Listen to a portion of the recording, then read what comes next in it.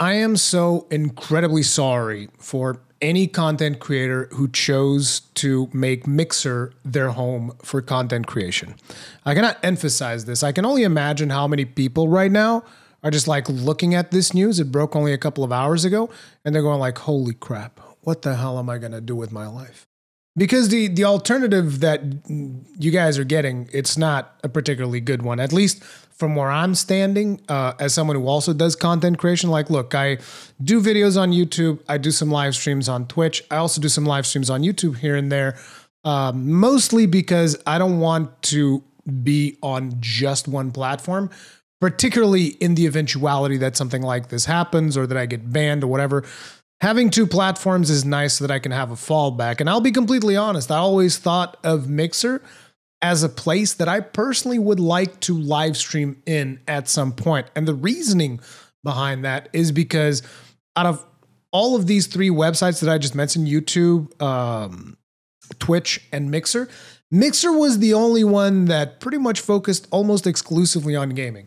Like Twitch is doing their thing with like variety streaming and whatnot. YouTube does everything.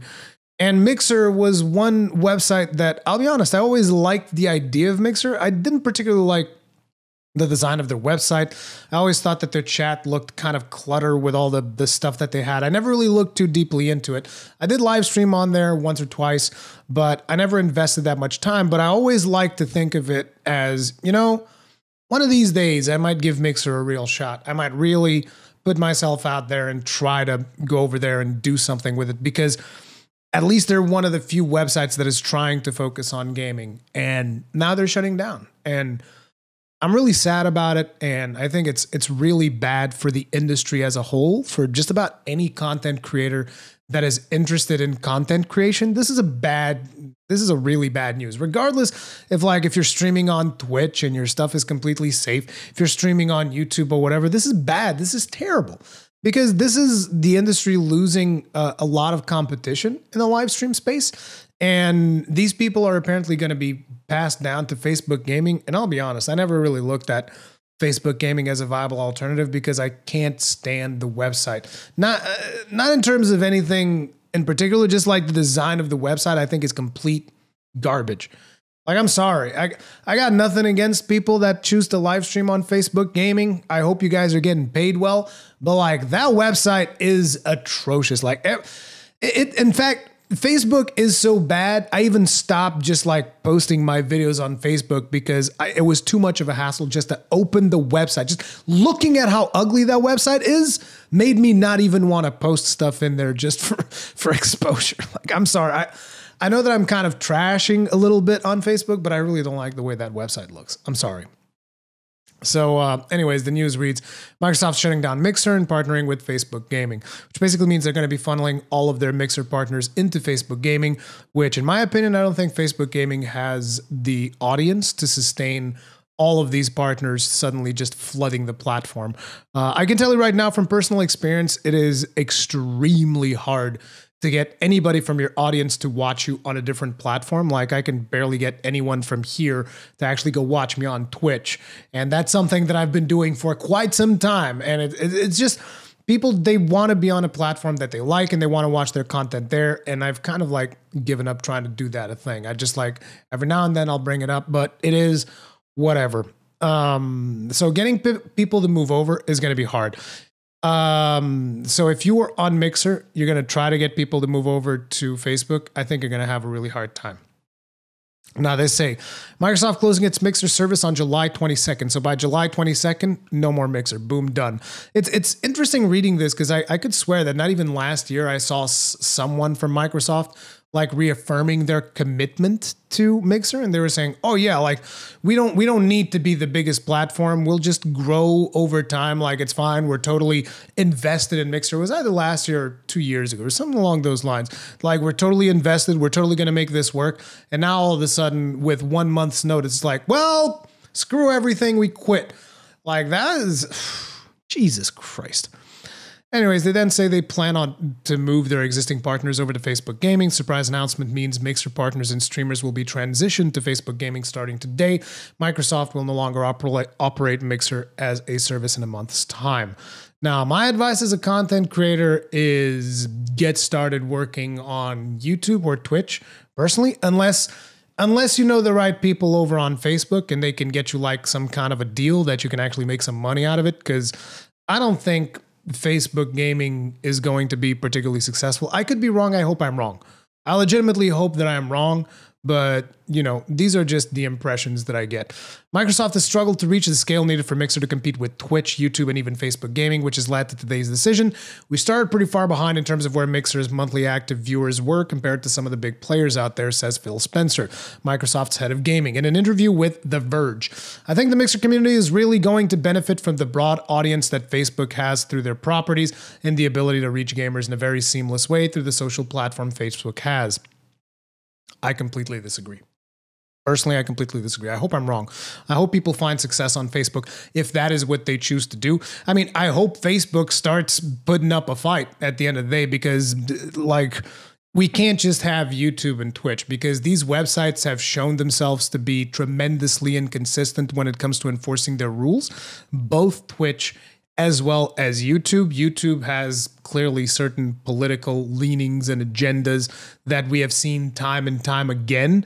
And Twitch also has their own set of biases. And they, you know, right now, what this is going to do is Twitch is going to be they're going to be doubling down on all the decisions that they've taken so far, because, you know, now they have even less of a competition. Like, people don't have a place to go to kind of if they are not on Twitch. Twitch is going to become much more dominant. Again, I hope that I'm wrong. I hope Facebook Gaming picks up all of these partners and they're able to actually make stuff work, but I don't see it. Anyway, there's a bunch of details there about what people are going to get if they are like users of the website and whatnot. But then they go into a little bit of more detail. Microsoft's choice to partner with Facebook is clearly a strategic one that is also related to broadening the appeal of its upcoming xCloud game streaming service and its overall gaming efforts. Microsoft will work closely with Facebook to bring xCloud to Facebook Gaming, allowing viewers to click and immediately play games that people are streaming. It's a vision that's very similar to Google's ambitions with Stadia, but Mixer has lacked the scale and viewership to truly deliver this more broadly. Microsoft recruited exclusive streamers like Ninja and Shroud with big deals, but they haven't been enough to get more people using the service over rivals. Ninja, Shroud, and other top streamers are now free to rejoin Twitch or stream on Facebook Gaming. What do you think they're going to do? They're going to go back to Twitch, hands down. All of these big streamers that came from Twitch are going back to Twitch. I don't believe a single one of them that received these deals is going to Facebook Gaming. Again, I could be wrong. I honestly am not educated enough on the topic, but I'm like 99% sure they're just going to go back to Twitch, because Twitch is where the biggest watch time is where the biggest viewership of live stream is statistically. And it's, in my opinion, a much better platform than Facebook Gaming is at this point in time. That's not to say that Facebook can't fix their platform and become much better, but that's to say that as it is right now, Facebook's live streaming is just, I wouldn't even consider it to be a viable alternative. I think that a lot of the numbers that people get on Facebook are probably inflated by something that they're doing by recommending streams on people's home pages and stuff like that. So I can't really take a lot of those numbers seriously coming from Facebook Gaming. But again, I don't know enough about it, but it is, God damn, dude. I still can't believe it. Like, it is a serious problem. Now, yeah, I was just checking out this other news. It's the same thing. Ninja, Shroud, and other top Mixer streamers are now free to stream on Twitch. I'd expect them to be on there, you know, pretty soon. I'd expect them all to go back. I'm actually wondering, like, because we don't know the details on the deals that they were giving. We know that Ninja's deal was in the millions, but I would imagine that a deal like that would be something that would be payable over a certain amount of time, so that, you know, Microsoft would hold some kind of negotiating power. I don't expect it to be just like, oh, here's a lump sum, here's $20 million, come stream for us. Which means that at the end of the day, these streamers went out on a limb, and they're probably going to miss out on a significant amount of money from that deal. Again, I don't know if this is the case or not, but that is what Logic would kind of dictate to me, which really sucks. Because I know that a lot of people are like, oh, Ninja and Shroud, they're making all of this money, but like they took a chance. They took a chance on going to this platform, and by doing so, they kind of made Mixer to be a little bit more competitive than it actually was, even though, they weren't effective at transitioning their audiences from Twitch to Mixer. Like I said, it's very hard to actually get people to go from one website to another. Like you'd figure it'd be easy to just post a link and people go. No, it doesn't work like that at all. I can guarantee you. People are, for whatever reason, extremely loyal to their platforms. Like, you know how people say all the time, oh, YouTube needs some real competition. Nobody's going to get out of YouTube to go to that real competition once it shows up. Like the real competition has already showed up. It's like BitChute or whatever. Nobody goes to BitChute to watch videos there. At least not enough of an audience to really make a sizable dent on YouTube. People keep watching on YouTube because it's the most convenient for them. And convenience is a big factor, and I'm not blaming anyone for it. I'm just saying, like, this is the situation that we're in right now in terms of live streaming is not a good one. Now, I also think that a lot of this is also Mixer's fault because they, instead of grabbing a bunch of different streamers, they went for a lot of top talent on Twitch. I believe they probably even made like an offer to Doc, but Doc was probably asking for a lot more than they were willing to give him. That is what I would imagine. But it's like, I think what they should have done is they should have gone for a lot more of the mid-tier streamers. As opposed to, all of the money that they blew on Ninja and Shroud, they probably could have gotten like 1,000 Twitch streamers with decent-sized audiences to stream on there. Like I'm 99% sure that they could have done that. Just with the money that they blew on Ninja and Shroud, they could have probably gotten thousands of mid-tier streamers. Like I'm talking like people that maybe get like, I don't know, 300 concurrent viewers, 500 concurrent viewers, maybe even 200 concurrent viewers on a regular basis. They could have gotten 1,000 of those with the money that they blew on Ninja and Shroud. And those would actually be streamers that would be a lot more motivated to grow on this platform. These would be streamers that would be used to lower numbers. Because I imagine that some of the live streams that Ninja and Shroud did, they were probably like in there and they're like, Jesus Christ, dude. They would look at their concurrents, compare them to when they were on Twitch, and they'd be like, God damn, dude, so much less concurrence. It's insane. And, that type of stuff bleeds over into the stream itself. Like I'm talking to you guys as someone who does do live streaming. That kind of stuff ends up bleeding into the stream. You end up becoming a little bit, demotivated and stuff like that. Maybe you had planned the stream a bunch of times during the week, but instead of that, you're just going to do the bare minimum to uphold your deal. Like, again, I don't know if this is the case or not. This is some of the stuff that I imagine took place. Whereas if you had more streamers, they would be more incentivized to stream more often. They would be more invested in the success of the platform because it was a big opportunity for them. Whereas, sure, it's a big opportunity for Ninja and Shroud. It was a big opportunity for Ninja and Shroud to make, and all of the others, because they got more than Ninja and Shroud. There was also the Destiny guy. I forget his name. I'm so sorry. I don't watch a lot of live streaming content, to be honest, besides other Monster Hunter streamers. But they got all these people. Sure, it was a big opportunity for them to make a pile of money, but they're already making a pile of money on Twitch to begin with. So it's like, for them, they're like, well, this doesn't work out, I'll go back to Twitch. Whereas if you were to get a lot more of mid-tier streamers, that would have been something that a lot of them would look at as an opportunity.